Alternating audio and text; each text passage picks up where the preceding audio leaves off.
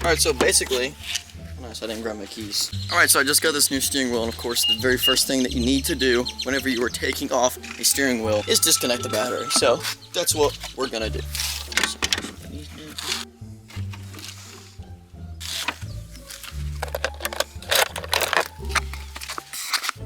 But once that battery is removed, now we come up here and start trying to take apart this steering wheel.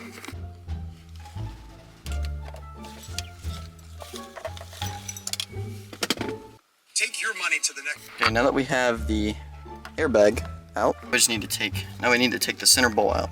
Now we just take this stop off. Now we can take this off. And that, my friends, is the steering wheel off. We have both steering wheels here.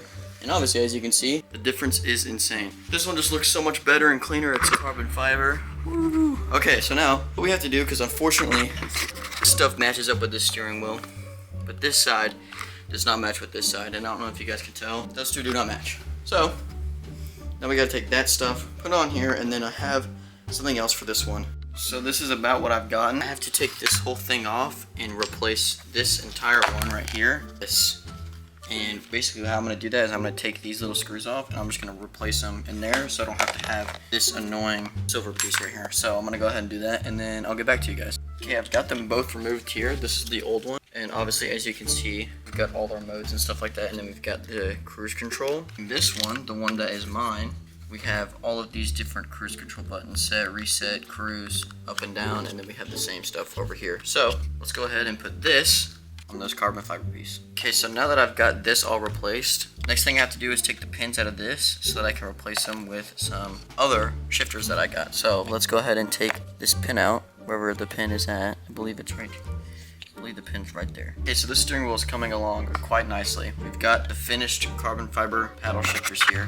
And now all we have to do is just put this piece back on here and it'll be finished and we can go put it back on the car. So let's go ahead and do that. Just like that, we have a carbon fiber steering wheel. So let's go ahead and go back outside and put this bad boy back on the car. Okay, let's go ahead and put this bolt back in there, wire everything up, put the airbag on, and then I'll show you from the outside. Now all we have to do is plug the battery back in. Not exactly sure what that angle looks like, but whatever.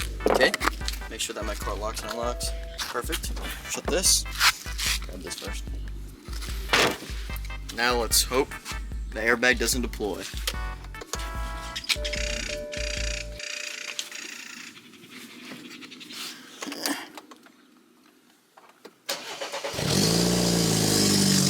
Perfect.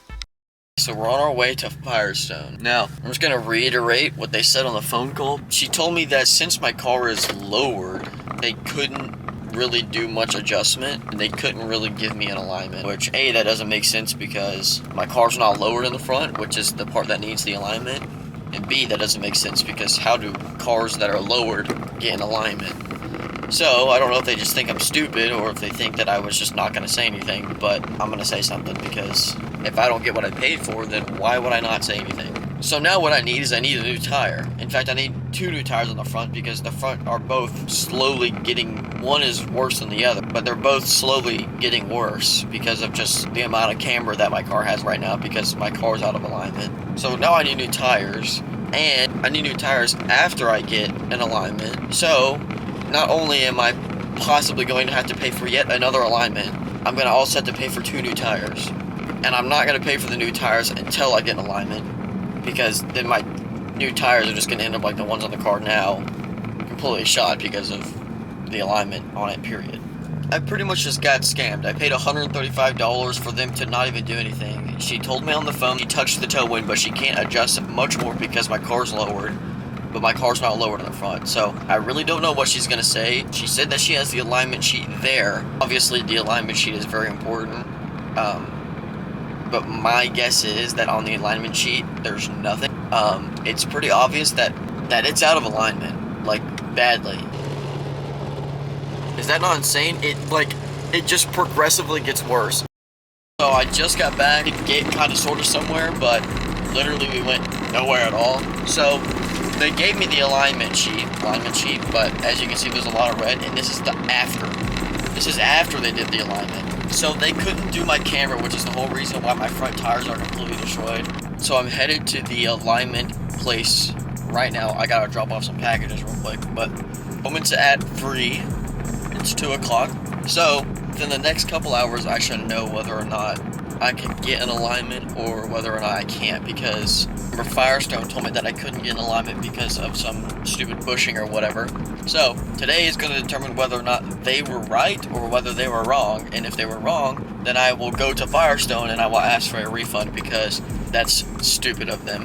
The fact that they took it in last minute and then tell me something is wrong with my car. My guess is they were just lazy. At the end of the day, they didn't want to mess with my car. They put it on the lift, realized that my car was way out of alignment and camber and everything, and we're like, I don't want to mess with this, so we're going to make up an excuse, and it's the end of the day, so we're just going to cut it short, make up an excuse on why we couldn't do it, and then that's what we're going to run with, and that's what we're going to tell him, and hopefully he doesn't come back, because I don't think they were fully expecting me to come back. And the thing is if something was broken on my car, I would have never known that something was broken if I would not have gone back.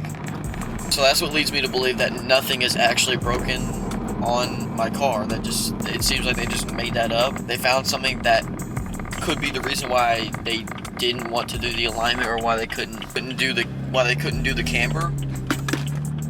And that was the excuse that they came up with. But it is super, super shaky. So I really don't know what to do.